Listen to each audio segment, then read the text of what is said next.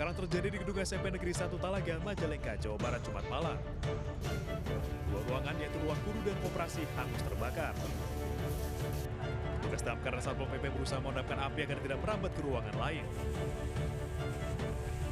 Pemadaman terkendala karena petugas terhalang rolling door di saat api sudah membesar.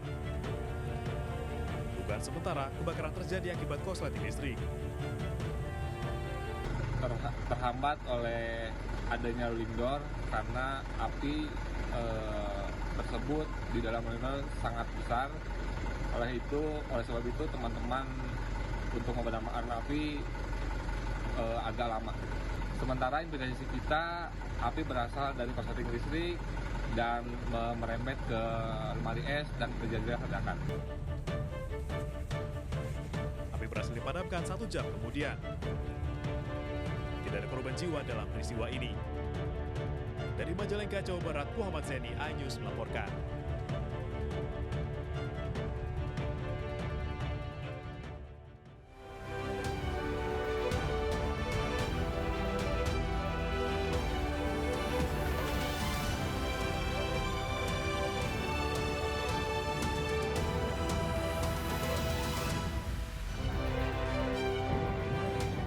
Yang hendak tawuran di Makassar, Sulawesi Selatan.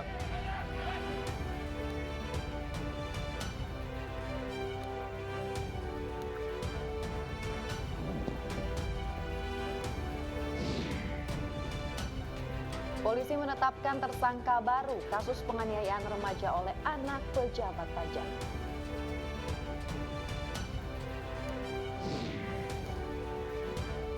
Puluhan warga Palestina berkumpul di dekat perbatasan antara Gaza dan Israel memprotes serangan Israel di tepi barat.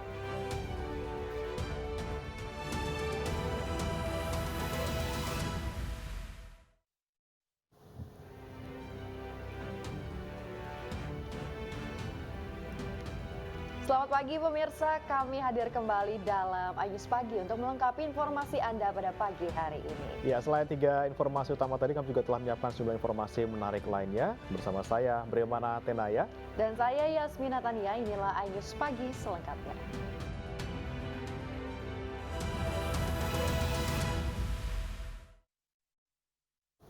Kita mulai iNews Pagi dengan informasi. Polisi menangkap remaja yang hendak tawuran di Makassar, Sulawesi Selatan. Para pelaku kabur dengan melompati pagar besi hingga bersembunyi di selokan.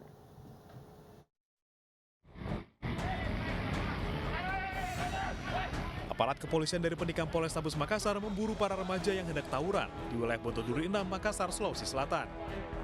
Seorang remaja nekat kabur dengan memanjat pagar besi. Bahkan ada anak di bawah umur yang bersembunyi di selokan hingga basah kuyup. Petugas berhasil meringkus 8 remaja yang diduga hendak menyerang permukiman warga di Kampung Leping. Mereka dikejar karena menunjukkan gerak-gerik yang mencurigakan. Tim Penikam Polrestabes Makassar mendatangi laporan terkait adanya penyerangan di Leping, yang mana remaja yang berada di Jalan Bontoduri 6 mendatangi daerah Leping untuk melakukan penyerangan.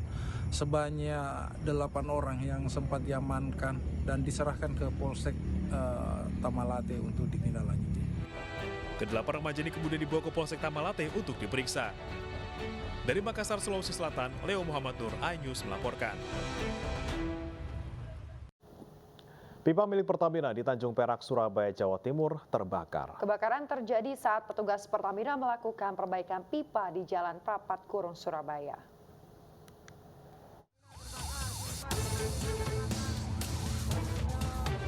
Pipa milik Pertamina terbakar di Jalan Prapat Kurung, Tanjung Perak, Surabaya, Kamis malam. Kebakaran terjadi saat petugas Pertamina melakukan perbaikan pipa. Api diduga berasal akibat percikan pada alat pemotong pipa. Kobaran api diselimuti asap tebal membuat warga di sekitar lokasi panik. Petugas dari Dinas Pemadam Kebakaran Kota Surabaya dan Tanjung Perak yang tiba di lokasi langsung berjibaku memadamkan api. Api berhasil padam 1 jam kemudian. Tidak ada korban jiwa dalam kebakaran ini, namun lalu lintas jalan Tanjung Perak menuju Pelabuhan Tanjung Perak sempat mengalami kemacetan. Apinya keluar. Bapak jaga di sini Pak tadi Pak? Iya, jaga sini saya. Terus Bapak gimana? Lapor atau gimana? Kapan? Langsung lapor ke Pertamina? Enggak, ada yang makan. Pertamina ada yang makan sini. Oh, sudah ada di sini. Ada yang makan. Oh, berarti ada lagi betul-betul berarti? Ada yang kerja. Oh, ada yang kerja. Pasca kebakaran pada Jumat siang, Jalan Prapat Kurung sudah dibuka untuk semua kendaraan. Namun petugas Pertamina masih memberi garis polisi. Sementara petugas Pertamina yang berada di lokasi tidak bersedia memberikan keterangan terkait pipa yang terbakar, apakah pipa BBM atau pipa gas LPG.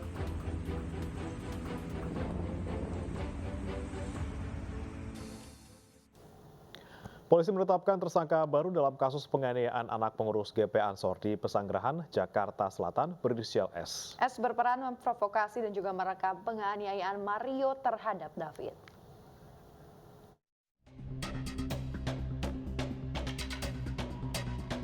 Polres Metro Jakarta Selatan menetapkan tersangka baru dalam kasus penganiayaan terhadap anak pengurus GP Ansor di Jakarta Selatan.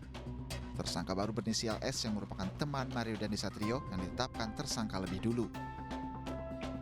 S berperan memprovokasi tersangka Mario Dandisatrio. Di lokasi kejadian, S memprovokasi dan merekam aksi kekerasan yang dilakukan Mario terhadap David sehingga viral di media sosial. Kami telah menetapkan tersangka S dengan menerap pasal persangkaannya adalah pasal 76 huruf C junto pasal 80 Undang-Undang Nomor 35 Tahun 2014 tentang perubahan Undang-Undang Nomor 23 Tahun 2002 tentang perlindungan anak. Karena tersangka S berdasarkan 2 alat bukti dan barang bukti yang sudah kami sita diduga atau disangka melakukan tindakan membiarkan adanya kekerasan terhadap anak berdasarkan kronologis yang sudah kami sampaikan tadi. Selanjutnya terhadap tersangka S sudah kami lakukan penahanan setelah selesai dilakukan pemeriksaan tersangka. Sebelumnya polisi menetapkan Mario Dandisatrio sebagai tersangka. Tersangka yang merupakan anak dari pejabat pajak Rafael Alun Trisambodo terancam hukuman 5 tahun penjara. Selain menjadi tersangka, Mario Dandisatrio juga dikeluarkan dari Universitas Prasetya Mulia. Pihak kampus mengeluarkan Mario tertanggal 23 Februari 2023.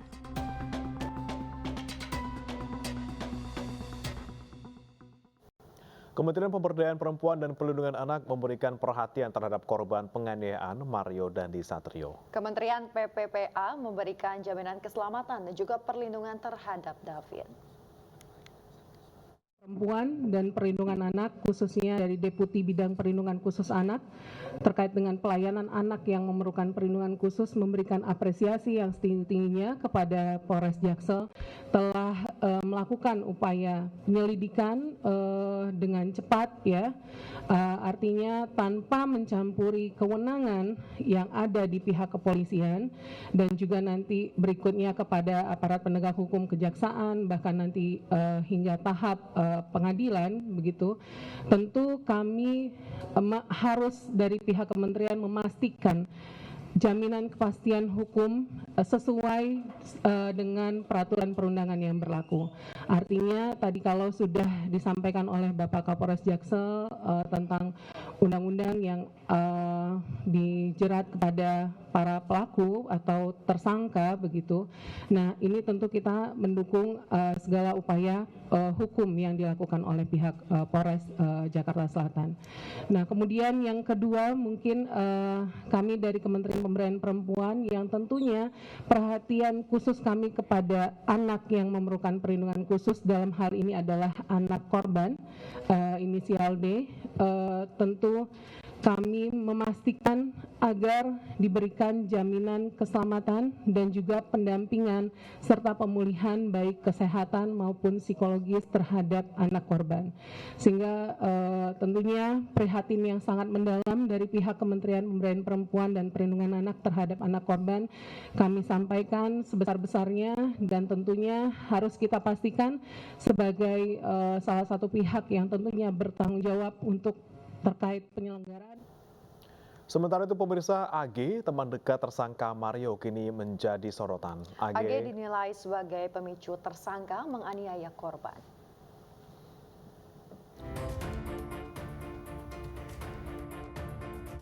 satu teman dekat tersangka Mario berinisial AG dituding menjadi pemicu penganiayaan yang dilakukan Mario Dandi terhadap korban David.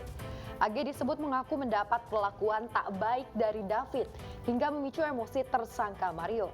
Kuasa hukum AG membantah kliennya ikut merencanakan penganiayaan. Bahkan AG mengaku sempat mengingatkan tersangka agar tidak melakukan penganiayaan sebanyak 3 kali. Kami disampaikan oleh klien kami tidak ada niatan untuk itu, dan memang ini murni atas pilihan yang dilakukan oleh saudara tersangka ini. Dan sekali lagi, ini yang tidak ada di media, klien kami Agnes sudah memperingatkan sampai 2-3 kali, 2-3 kali, bahkan di mobil saat turun, dan dia juga sudah secara psikis diam. Akhirnya dia benar-benar menyampaikan ke kami bahwa pada saat saudara korban ini sudah tergeletak, dia bukan selfie, dia memegang kepalanya dan meminta pertolongan justru. Jadi berita yang ada ini sangat-sangat merugikan kepada klien kami. Selain dijerat pasal penganiayaan, polisi mengungkap pelanggaran lain yang dilakukan tersangka Mario Dandi Satrio. Menurut polisi, Mario bisa dijerat pasal lalu lintas karena menggunakan plat nomor palsu.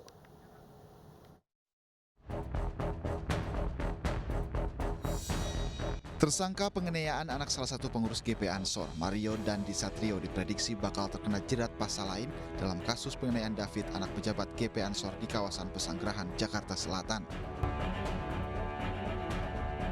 Sebab menurut Kapolres Metro Jakarta Selatan, Kombes Pol Ade Ari, tersangka yang merupakan anak pejabat pajak ini mendatangi korban dengan menggunakan mobil Jeep Rubicon dengan plat nomor palsu.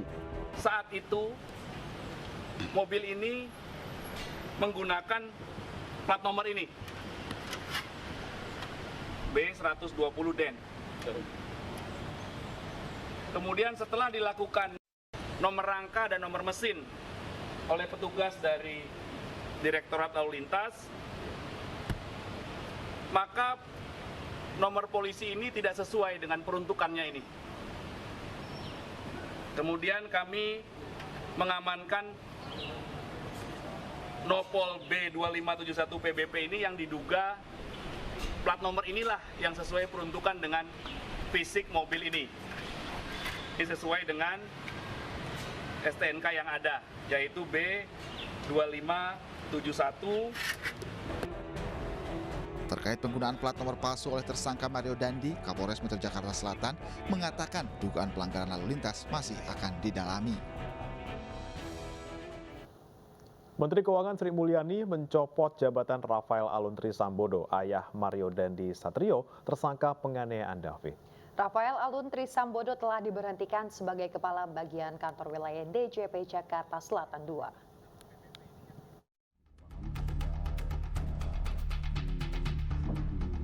Menteri Keuangan Sri Mulyani mencopot jabatan Rafael Aluntri Sambodo sebagai Kepala Bagian Kantor Wilayah DJP Jakarta Selatan II.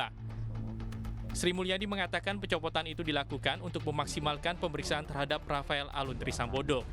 Dia juga meminta penyelidikan atas pelanggaran disiplin ayah Mario Dandi tersebut. Dasar pencopotannya adalah pasal 31 ayat 1 PP 94 tahun 2021 mengenai disiplin pegawai negeri sipil.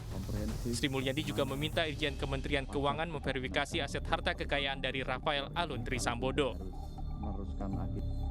Di dalam rangka untuk Kementerian Keuangan mampu melakukan pemeriksaan, maka mulai hari ini Saudara RAT saya minta untuk dicopot dari tugas dan jabatannya.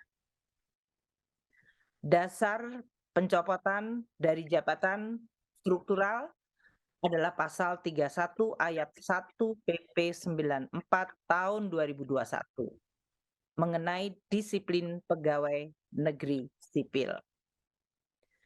Saya minta agar seluruh proses pemeriksaan dilakukan secara detail dan teliti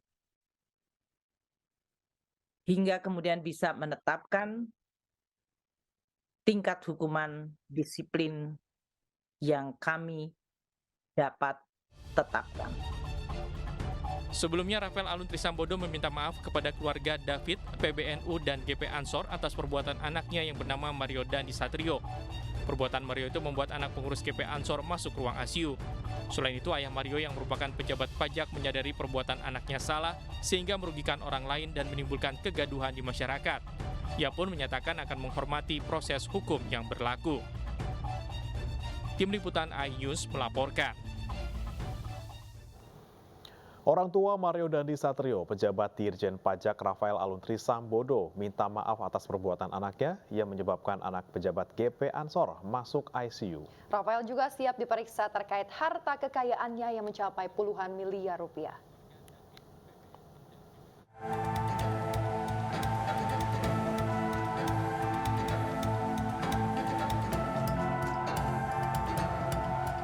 Kepala Bagian Umum Direktorat Jenderal Pajak DJP Kemenko Kanwil Jakarta Selatan II, Rafael Alun Trisambodo, meminta maaf kepada keluarga David, PBNU, dan GP Ansor atas perbuatan anaknya yang bernama Mario Dandi Satrio.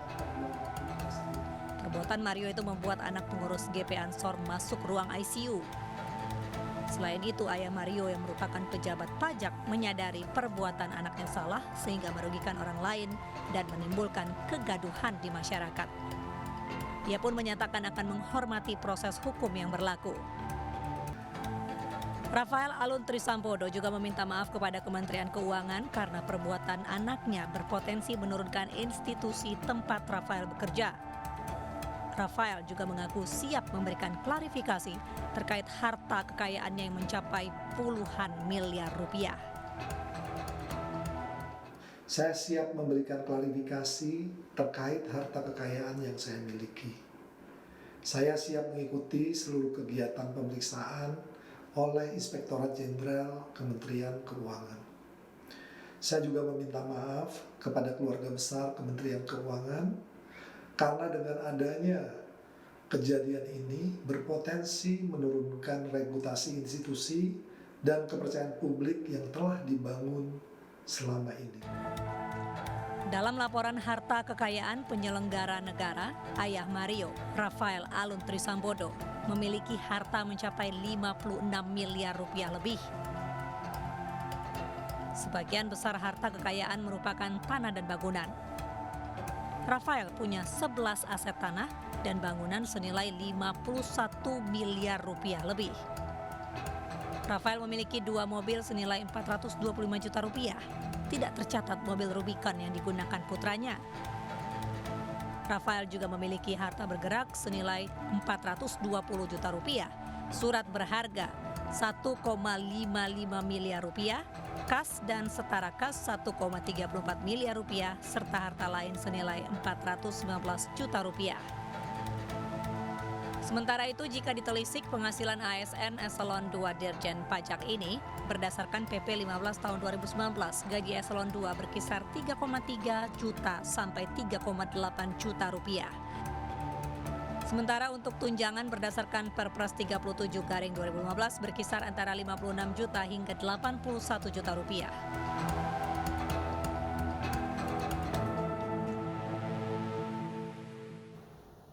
Sementara itu, menurut situs LHKPN, hampir 50% pegawai Kementerian Keuangan hingga kini belum menyetor laporan. Ya, dan 50% diantaranya adalah pejabat di lingkungan Ditjen Pajak.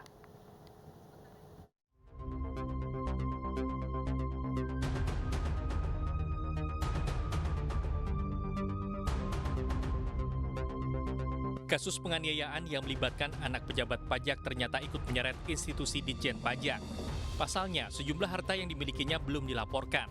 Dan setelah ditelusuri, nyatanya banyak pejabat di Ditjen Pajak yang lalai dalam menyetor LHKPN.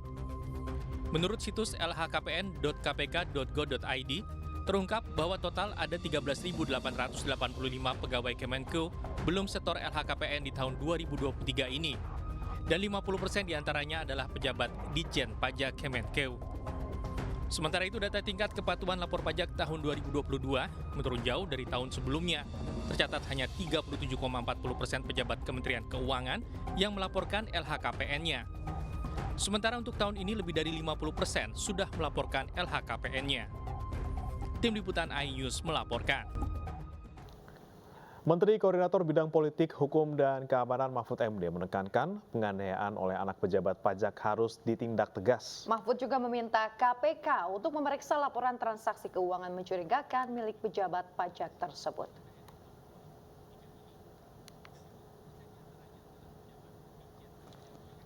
Laporan kekayaan pejabat pajak Rafael Aluntri Sambodo, ayah dari pelaku penganiayaan, ternyata telah dilaporkan ke KPK sejak tahun 2012.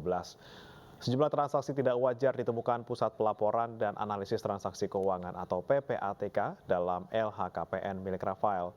Menko Polhukam Mahfud MD mendesak KPK memeriksa laporan transaksi keuangan ayah Mario tersebut yang mencapai lebih dari 50 miliar rupiah. Mahfud juga meminta anak pejabat pajak tersebut untuk diproses hukum tanpa ada restoratif justice. Bisa melanjutkan. Sementara Wakil Presiden Ma'ruf Amin mengapresiasi langkah Menteri Keuangan yang mencopot Rafael Aluntri Sambodo dari jabatannya. Langkah tegas perlu diambil agar tidak timbul ketidakpercayaan publik terhadap pejabat. Ma'ruf juga menegaskan pajak semestinya digunakan untuk kepentingan masyarakat. Supaya sumber daya manusia kita itu memiliki ilmu pengetahuan dan teknologi. Karena itu sumber daya manusia. Ya, pemirsa, membawa setengah ton sabu kapal nelayan berbendera Iran ditangkap petugas bea cukai di Pelabuhan Indah Kiat, Merak, Banten. Tetaplah bersama kami di iNews Pagi.